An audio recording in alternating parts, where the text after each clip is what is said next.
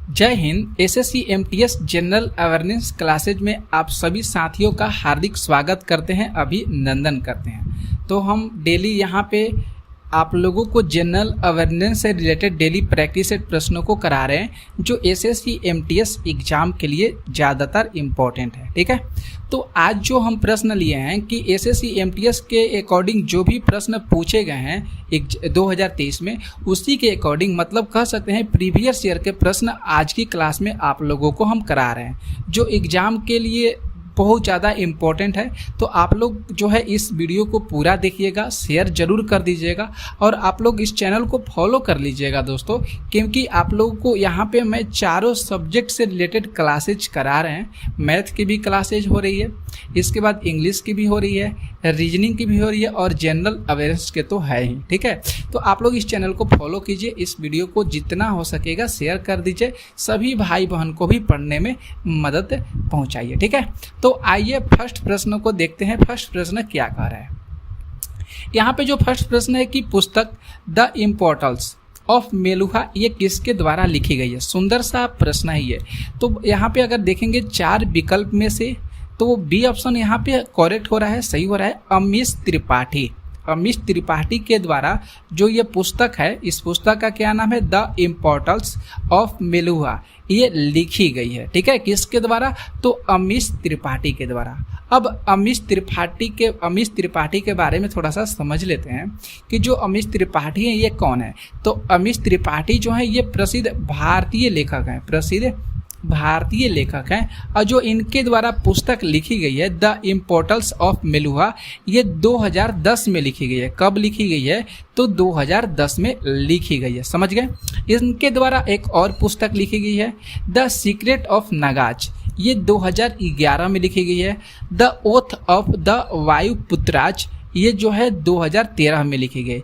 ये सारी जो है इनकी लोकप्रिय रचना है। इनकी लोकप्रिय रचना जो है अभी 3 आप लोग को बताएं। ये सारी पुस्तक का नाम याद रखिएगा, हो सकता है जो एग्जाम हम लोग का होगा उसमें ये यहाँ से एक प्रश्न आ सकता है, प्रश्न जो है पूछ सकता है इनके पुस्तक का नाम। ठीक है, आगे देखेंगे यहाँ पे जो अगला जो हम लोग का जो जानकारी है, सामान्य जानकारी कि 3 अक्टूबर 2022 को इन्होंने अपने रामचंद्र शुक्ल की चौथी किताब वार ऑफ लंका का विमोचन किए हैं।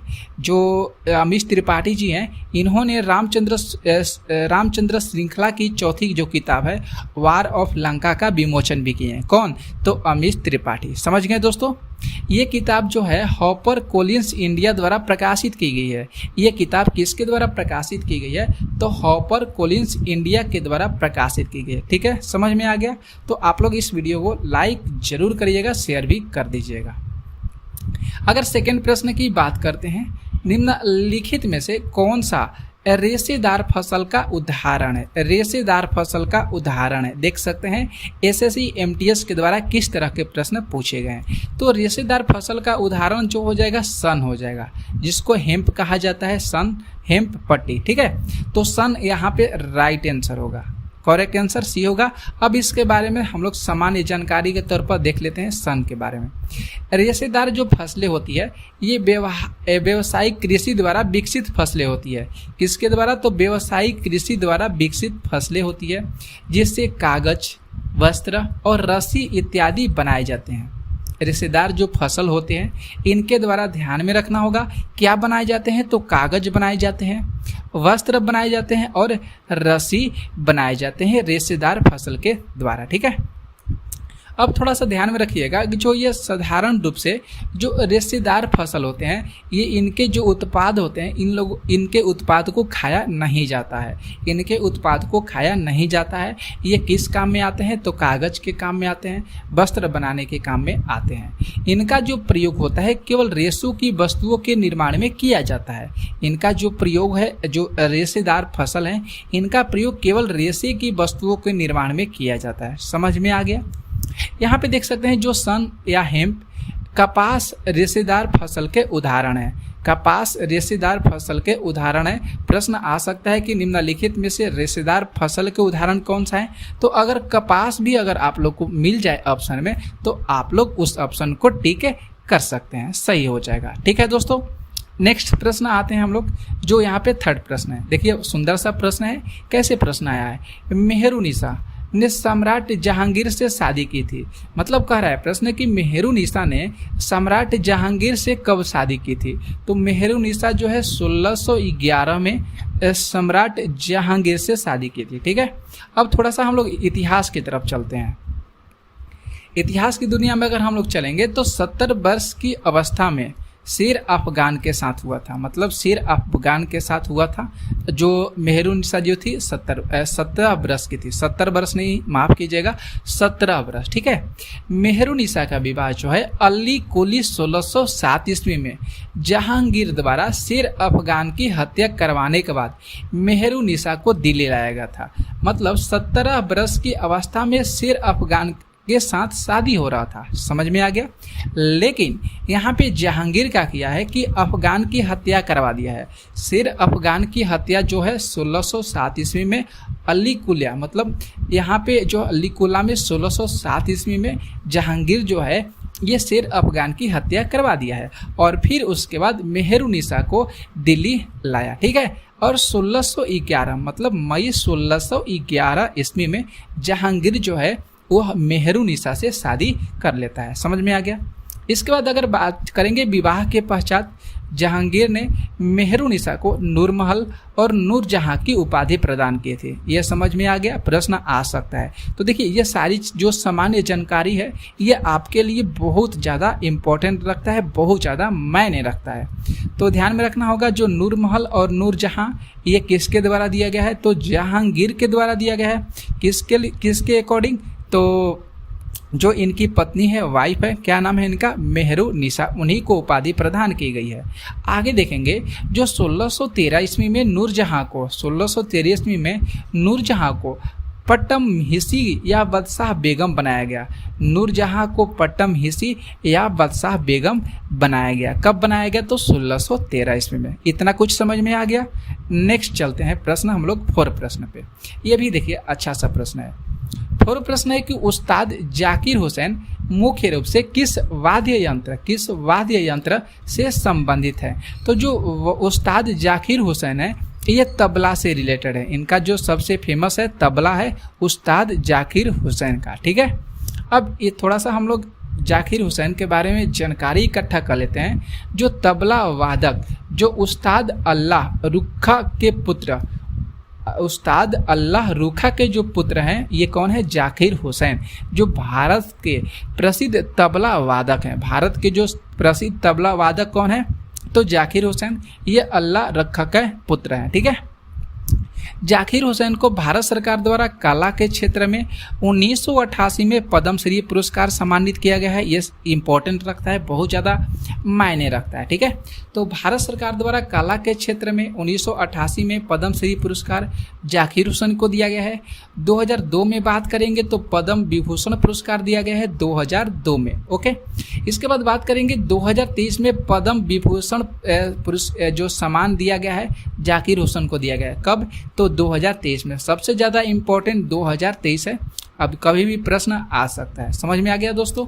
इसके बाद अगला जो हम लोग का जानकारी है कि जाकिर हुसैन को 1992 और 2009 में संगीत का सबसे प्रतिष्ठित पुरस्कार ग्रैमी अवार्ड भी मिला है। बहुत सुंदर सा प्रश्न यहाँ से आ सकता है, बन सकता है कि जाकिर हुसैन को 1992 और 2009 में संगीत का सबसे प्रतिष्ठित पुरस्कार ग्रैमी अवार्ड भी मिला है। तो ग्रैमी अवार्ड किसको मिला है, तो आप लोग याद रखिएगा, तो बता दीजिएगा, जाकिर हुसैन को मिला है। ठीक है दोस्तों, चलते हैं नेक्स्ट प्रश्न पे। यहाँ पे जो 5 प्रश्न है देख लीजिएगा कि उत्तर प्रदेश में जमींदारी व्यवस्था को किस स्वतंत्रता सेनानी ने समाप्त किया था, किस स्वतंत्रता सेनानी ने समाप्त किया था, और जिन्हें 1955 में गृह मंत्री के रूप में मनोनीत किया गया था, जिन्हें 1955 में गृह मंत्री के रूप में मनोनीत किया गया था। तो उनका जो नाम है ये गोविंद बल्लभ पंत हो जाएगा। उनका नाम क्या है, तो गोविंद बल्लभ पंत। थोड़ा सा देख लीजिए इनके बारे में जानकारी इकट्ठा कर लेते हैं। पंडित गोविंद बल्लभ पंत या जीबी पंत कह सकते हैं उनको। ये प्रसिद्ध स्वतंत्रता सेनानी और राजनेता थे। ठीक है, वे उत्तर प्रदेश के प्रथम मुख्यमंत्री थे। ये भी आप लोग को दिमाग में रखना होगा कि उत्तर प्रदेश के प्रथम मुख्यमंत्री कौन थे, तो पंडित गोविंद बल्लभ पंत थे। ये भारत के चौथे गृह मंत्री भी थे, ये भी याद रखना होगा। गृह मंत्री कौन थे भारत के चौथे, तो पंडित गोविंद बल्लभ पंत हैं। समझ में आ गया। इन्होंने उत्तर प्रदेश में जमींदारी व्यवस्था को समाप्त किया था। जमींदारी व्यवस्था को उत्तर प्रदेश में किसके द्वारा समाप्त किया गया था, तो पंडित गोविंद बल्लभ पंत के द्वारा। समझ में आ गया, इसे ध्यान में रखिएगा। आगे देखिए, जो गृह मंत्री के तौर पर इन्होंने हिंदी को राष्ट्रभाषा बनाने का समर्थन किए थे। मतलब जो पंत जी थे गोविंद बल्लभ पंत, ये जो थे हिंदी को राष्ट्रभाषा बनाने का समर्थन किए थे, अपनी बात जो है सदन में रखे थे। इन्हें 1957 में भारत के सर्वोच्च नागरिक सम्मान भारत रत्न से भी इनको सम्मानित किया गया है। मतलब आप लोग याद रखिएगा, जो इनको जो है पंत को भारत रत्न से भी सम्मानित किया गया है 1957 में। क्लियर है दोस्तों।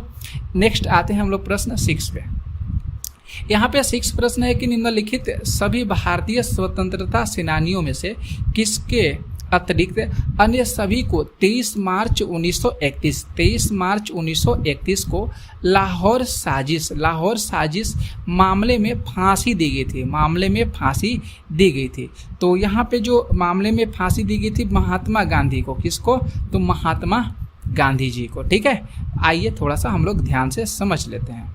यहाँ पे देख लीजिए, जो भगत सिंह, सुखदेव और राजगुरु ने 1928 में लाहौर में एक ब्रिटिश जूनियर पुलिस अधिकारी जॉन सॉडर्स को गोली मारकर हत्या कर दी थी।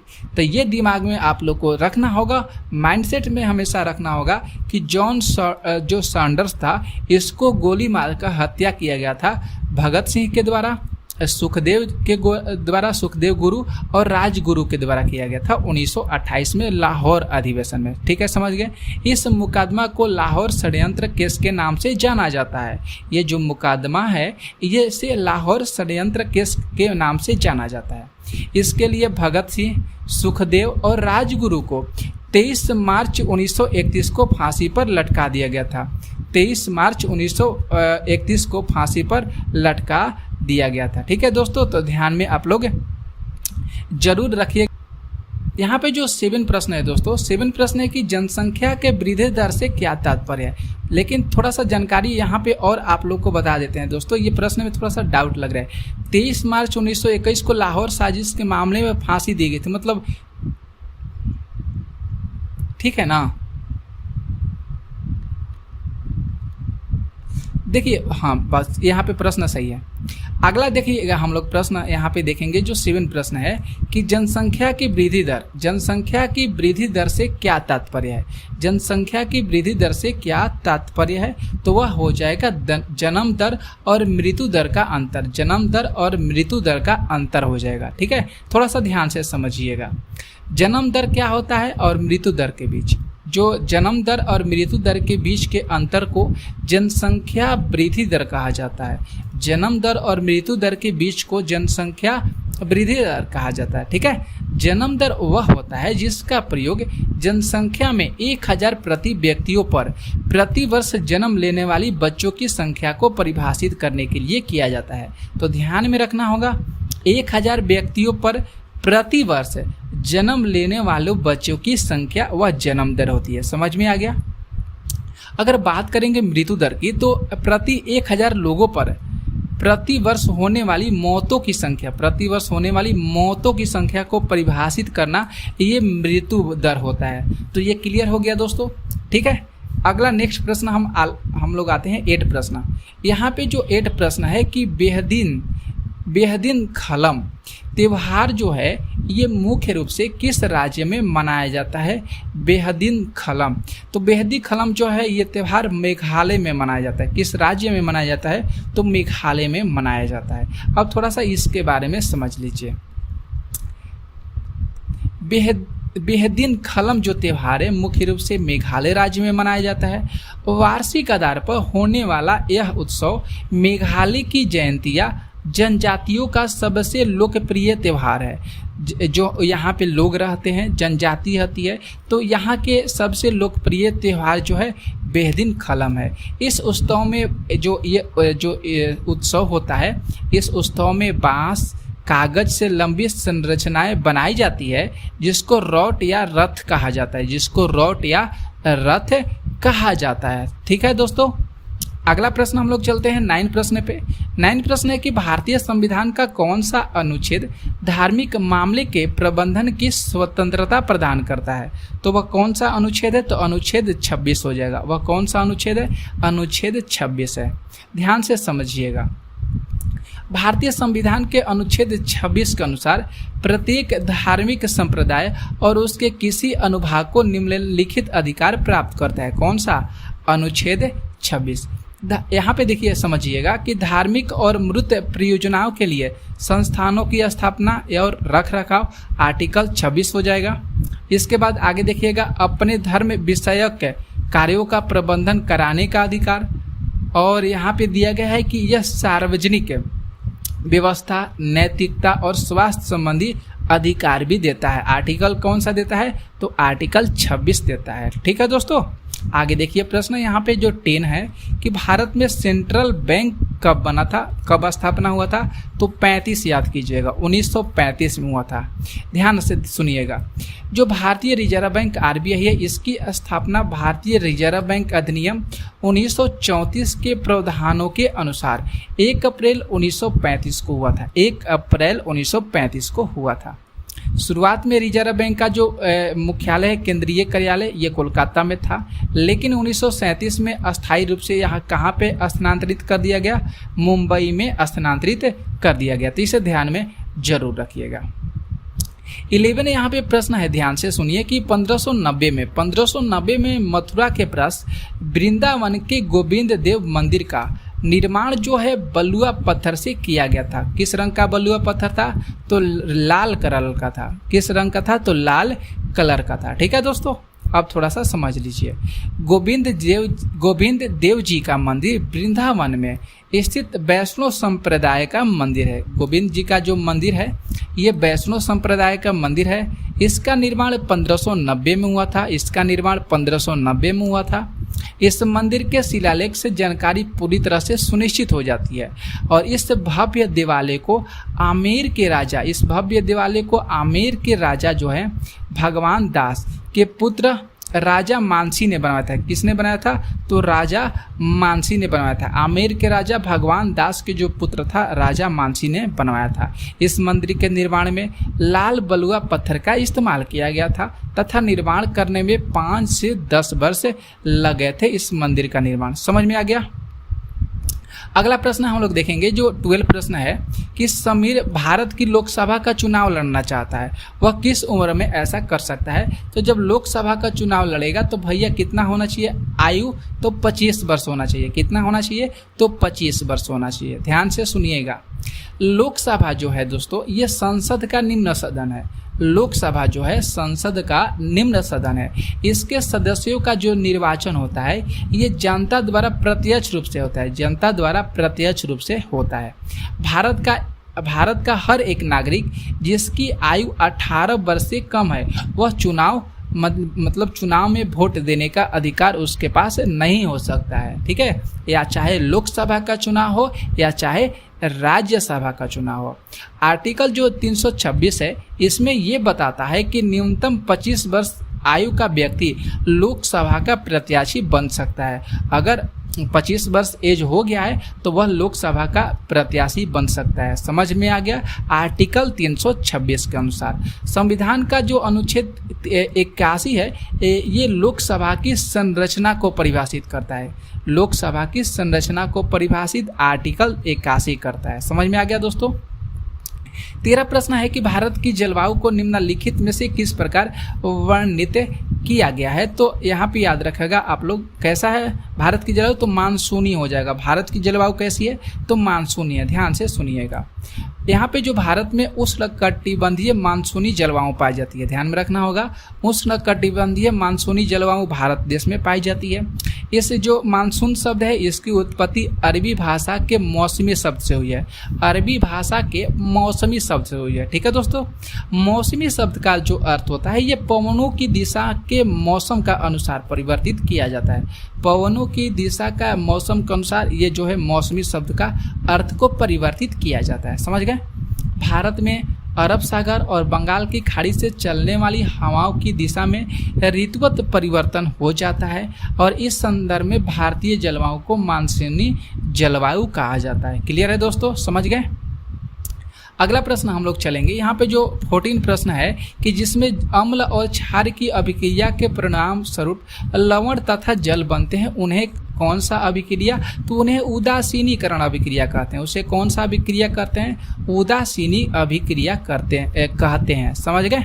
अब थोड़ा सा ध्यान से समझिए, वह जिसमें अम्ल और क्षार एक दोनों साथ जब अभिक्रिया करते हैं तो उत्पाद के रूप में लवण तथा जल का निर्माण होता है। सामान्य रूप से बात करें कि उसे उदासीनीकरण अभिक्रिया करते हैं। जैसे यहाँ पे HCl देख सकते हैं, NaOH, सोडियम हाइड्रोक्साइड और सोडियम क्लोराइड और H2O। तो कैसे बना है, तो देख लीजिए यहाँ पे Na जो है ये Cl के साथ अभिक्रिया किया, ठीक है, तो यहाँ पे NaCl हो गया और यहाँ पे H2 है तो ये जल हो गया, H2 है तो 2 गो H हो गया और यहाँ पे O बच गया तो O हो गया, तो H2O हो गया, तो ये जल हो गया, ये सोडियम क्लोराइड हो गया, ये सोडियम हाइड्रोक्साइड हो गया, ये हाइड्रोक्लोरिक अम्ल हो गया। समझ में आ गया।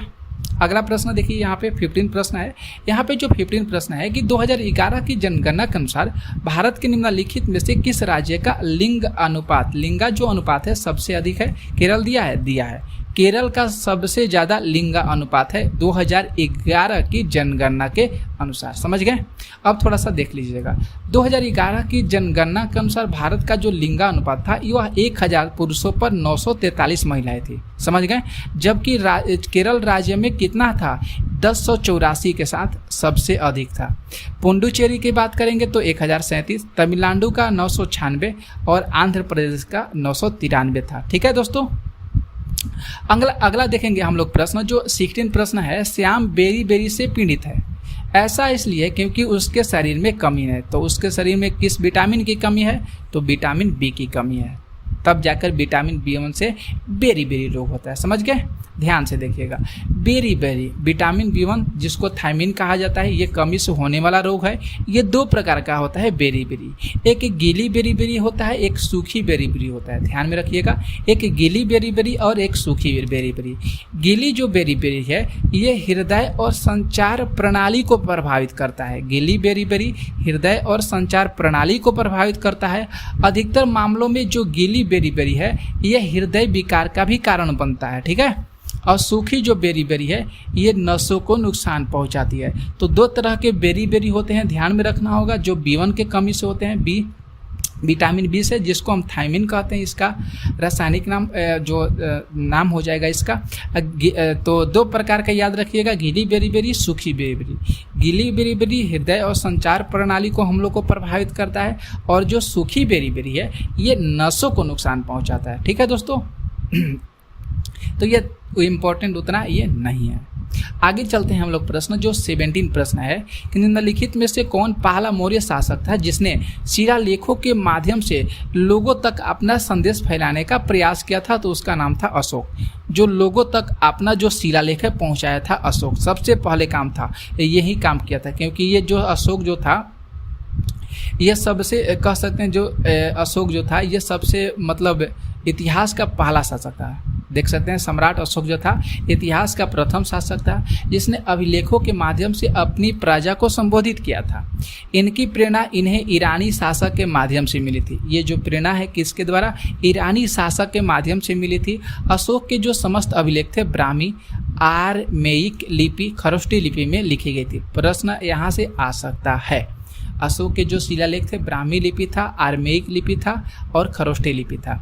इनके अभिलेख 40 अभिलेखों को प्राप्त है। इनके जो लगभग अभिलेख हैं कितने प्राप्त हैं, 40 अभिलेखों को प्राप्त हैं। अशोक के जो 13वें अभिलेख हैं, यह सबसे लंबा अभिलेख के रूप में जाना जाता है। सबसे लंबा अभिलेख जो अशोक का है 13वां अभिलेख है।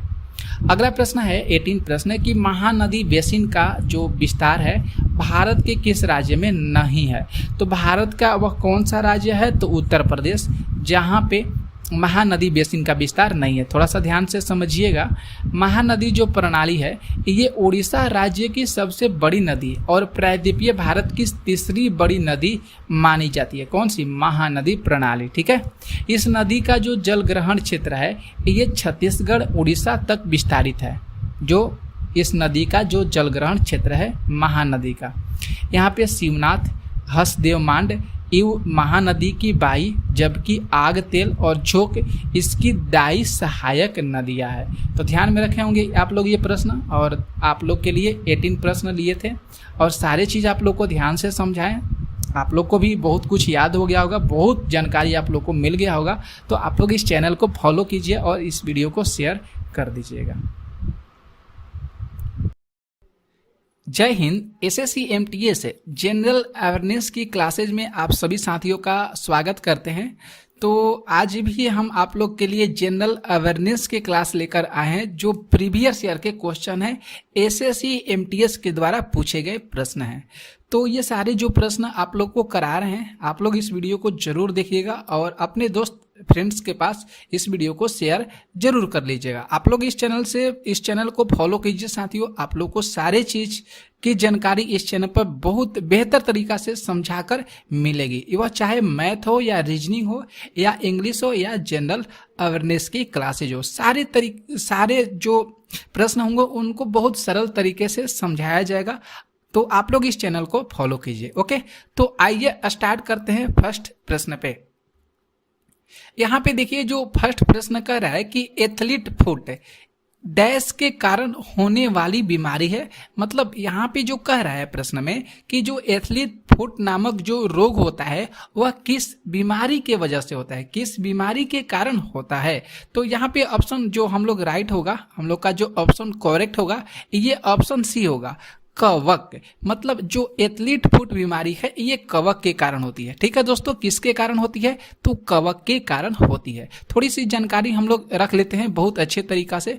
देखिए सामान्य जानकारी ये लाने का जो मेन मकसद है कि जो प्रश्न हम लोग को तो एक पता चल गया, इससे लाएंगे कि तो आप लोग को बहुत अच्छे तरीका से उस प्रश्न के बारे में डिटेल से सारी जानकारी मिल जाएगी और हो सकता है प्रश्न यहीं से भी आ सकते हैं। ठीक है, तो एथलीट फुट जो है ये कवक के कारण होने वाली बीमारी है, ये तो पता चल गया। ये कौन से चीज को प्रभावित करती है, तो ये पैरों को प्रभावित करती है। तो समझ में आ गया कि जो एथलीट फुट बीमारी है ये कहाँ पे होती है दोस्तों, तो ये पैरों में होती है। कहाँ पे होती है, तो ये पैरों में होती है, लेकिन शरीर के अन्य भागों में भी फैल सकता है। मतलब ये जो एथलीट फुट बीमारी है ये पैरों के अलावा शरीर के अन्य हिस्सों में भी फैल सकता है, ये भी ठीक है। ये आमतौर पर मेटाग्रोफाइटस और ट्राइकोफाइटन रूबन के कारण होता है। ये जो एथलीट फुट बीमारी है मेटाग्रोफाइटस और ट्राइकोफाइटन रूवन के कारण ये जो है एथलीट फुट नामक बीमारी होती है। समझ में आ गया इतना कुछ, ठीक है। नेक्स्ट बढ़ते हैं हम लोग प्रश्न 2 पे। यहाँ पे जो देखिए सेकंड प्रश्न है कि निम्नलिखित में से कौन सी भारतीय नृत्य शैली राजस्थान से संबंधित है। सुंदर सा ये भी प्रश्न है। सारे जो प्रश्न लिए हैं एसएससी एमटीएस के अकॉर्डिंग है और ये प्रीवियस ईयर के प्रश्न है। तो निम्नलिखित में से कौन सी भारतीय नृत्य शैली जो है ये राजस्थान से संबंधित है। तो यहाँ पे जो हम लोग देखेंगे 4 विकल्प में से जो डी ऑप्शन होगा ये करेक्ट होगा, कालबेलिया। यहाँ पे जो डी ऑप्शन को हम लोग सही करेंगे, कालबेलिया जो है ये भारतीय नृत्य शैली है जो राजस्थान से संबंधित है। क्लियर है दोस्तों। अब हम लोग कालबेलिया के बारे में समझते हैं, कालबेलिया है क्या। यहाँ पे देखिए कालबेलिया जो है ये नृत्य कालबेलिया समुदाय के पारंपरिक जीवन शैली की एक अभिव्यक्ति व्यक्त करती है। ये जो है राजस्थानी जनजाति है, ये कालबेलिया जो नृत्य है मतलब एक कालबेलिया समूह से बिलोंग करती है और ये जो है एक प्रकार की राजस्थानी जनजाति है। समझ गए? इसे 2010 में मतलब इसे 2010 में संयुक्त राष्ट्र शैक्षिक वैज्ञानिक और सांस्कृतिक संगठन जिसको UNESCO की अमूर्त सांस्कृतिक विरासत की सूची में शामिल किया गया है। तो मतलब ध्यान में रखना होगा, ये बहुत अच्छा सा यह सुंदर सा प्रश्न हो सकता है कि देख सकते हैं कि जो संयुक्त राष्ट्रीय शैक्षिक वैज्ञानिक और सांस्कृतिक संगठन है इसको शामिल इसमें किया गया है 2010 में। ठीक है दोस्तों, समझ गए? आगे थोड़ा सा हम लोग समझ लेते हैं। जो अगला पॉइंट है कि कालबेलिया नृत्य का एक और अनूठा पहलू है कि इसे केवल महिलाओं द्वारा प्रस्तुत किया जाता है, जबकि पुरुष जो होते हैं इसमें वाद्य यंत्र बजाते हैं। मतलब जो कालबेलिया नृत्य है इसमें केवल सबसे मेन जो भूमिका होती है वह केवल महिलाओं की होती है। महिलाओं द्वारा ही ये जो कालबेलिया नृत्य होता है इसको प्रस्तुत किया जाता है। ठीक है, लेकिन इसमें जो पुरुष होते हैं ये केवल वाद्य यंत्र बजाते हैं, वाद्य यंत्र का प्रयोग करते हैं। क्लियर है दोस्तों? ठीक है, नेक्स्ट आते हैं हम लोग प्रश्न हम लोग का तीसरा। यहाँ पे जो थर्ड प्रश्न है पहले ब्लैंक्स दिया गया है कि अपच, यहाँ पे बीमारी एक आ गया अपच। अपच से छुटकारा पाने के लिए प्रयोग किया जाता है। अपच से छुटकारा पाने के लिए प्रयोग किया जाता है। तो ऑप्शन हम लोग यहाँ पे ए ऑप्शन को करेक्ट करेंगे, एंटासिड का प्रयोग किया जाता है। जो हम लोग भोजन करते हैं और भोजन करने के पश्चात जो हम लोग का पेट में अपच हो जाता है दोस्तों, तो उसका छुटकारा पाना होता है। तो छुटकारा पाने के लिए हम लोग क्या करते हैं? एंटासिड का प्रयोग करते हैं। हम लोग क्या करते हैं? एंटासिड का प्रयोग करते हैं। ठीक है, अब थोड़ा सा हम लोग एंटासिड के बारे में समझते हैं। एंटासिड है क्या? तो एंटासिड जो है वह पदार्थ जो जठरांत्र पथ में अम्ल की अधिक मात्रा को उदासीन करता है उसे एंटासिड करते हैं। जो एंटासिड है ये जठरांत्र पंथ में जो पथ रास्ता है जठर ग्रंथि वाला, वह उसमें अम्ल की जो अधिक मात्रा होता है उसको उदासीन करता है, वही एंटासिड कहलाता है। एंटासिड जो है इसका प्रयोग अपच, इसके बाद पेट की एसिडिटी अल्सर के उपचार में किया जाता है। किसका उपयोग किया जाता है? तो एंटासिड का उपयोग किया जाता है। एंटासिड जो अम्ल होता है ये उदासीनी कारक होते हैं। एंटासिड जो अम्ल होते हैं ये उदासीनी कारक होते हैं। जैसे बात करेंगे सोडियम बाइकार्बोनेट, सोडियम बाइकार्बोनेट। समझ में आ गया? अगला प्रश्न आते हैं हम लोग नेक्स्ट प्रश्न। यहाँ पे जो फोर्थ प्रश्न है, यहाँ पे फोर्थ प्रश्न देखिए कि निम्नलिखित में से कौन सी रबी की फसल है? निम्नलिखित में से कौन सी रबी की फसल है? तो चार विकल्प चना, मक्का, बान और मूंगफली। तो यहाँ पे हम लोग ऑप्शन ए को करेक्ट करेंगे, सही होगा। चना जो है ये रबी फसल है। चना जो है ये रबी फसल है। थोड़ी सी जानकारी इसके बारे में आप लोग को बता देते हैं। रबी की जो फसलें होती है ये लौटते मानसून और पूर्वोत्तर मानसून के मौसम के दौरान अक्टूबर में बोया जाता है। जब रबी की फसल को लौटता जो मानसून होता है वह या कह सकते हैं जो पूर्वोत्तर मानसून के मौसम के दौरान अक्टूबर में बोया जाता है। ठीक है, जिन्हें रबी या सर्दियों की फसल भी कहा जाता है। जिन्हें रबी या सर्दियों की फसल भी कहा जाता है। इस फसल की कटाई जो है सामान्यतः गर्मी के मौसम में अप्रैल या मई के दौरान किया जाता है। रबी फसल की जो कटाई होती है ये गर्मियों के मौसम में होती है, मतलब अप्रैल या मई में की जाती है। ठीक है, बीजों के अंकुरण के लिए गर्म जलवायु और फसलों के विकास हेतु ठंडी जलवायु की आवश्यकता होती है। तो रबी फसल के लिए गर्म जलवायु और फसलों के विकास के लिए ठंडी जलवायु की आवश्यकता होती है। ठीक है दोस्तों, इसके बाद देखेंगे रबी की जो फसलें होती है इसमें गेहूं होता है, चना होता है, मटर होता है और जौ होता है। ये सारे जो प्रमुख फसल है रबी फसल के। समझ में आ गया? नेक्स्ट आते हैं हम लोग प्रश्न 5 पे। यहाँ पे जो 5 प्रश्न है कि किस संवैधानिक संशोधन अधिनियम ने भारतीय संविधान में मौलिक कर्तव्य को शामिल किया है। कौन सा ऐसा संविधान संशोधन अधिनियम है जिसमें भारतीय संविधान में मौलिक कर्तव्य को शामिल किया है? तो हम लोग देखेंगे तो यहाँ पे 42वां संविधान संशोधन, डी ऑप्शन जो है ये करेक्ट हो रहा है। डी ऑप्शन जो है ये करेक्ट हो रहा है, 42वां संविधान संशोधन। ओके, अब 42वां संविधान संशोधन के बारे में समझ लेते हैं। जो 42वां संविधान संशोधन अधिनियम है ये 1976 का सबसे महत्वपूर्ण संशोधन है। 1976 का सबसे महत्वपूर्ण संशोधन कौन सा है? तो 42वां संविधान संशोधन। ठीक है, इसे लघु संविधान के रूप में जाना जाता है। लघु संविधान के रूप में 42वां संविधान संशोधन को जाना जाता है। इसके माध्यम से स्वर्ण समिति की सिफारिश को प्रभावी बनाया गया है। किसके माध्यम से? तो जो 42वां संविधान संशोधन अधिनियम है इसी के माध्यम से स्वर्ण समिति की सिफारिश को प्रभावी बनाया गया है। इसके द्वारा देखिए बात करेंगे तो संविधान की प्रस्तावना में समाजवादी, पथ निरपेक्ष तथा अखंडता के 3 नए शब्द को जोड़ा गया है। 3 नए शब्द को जोड़ा गया है संविधान की प्रस्तावना में।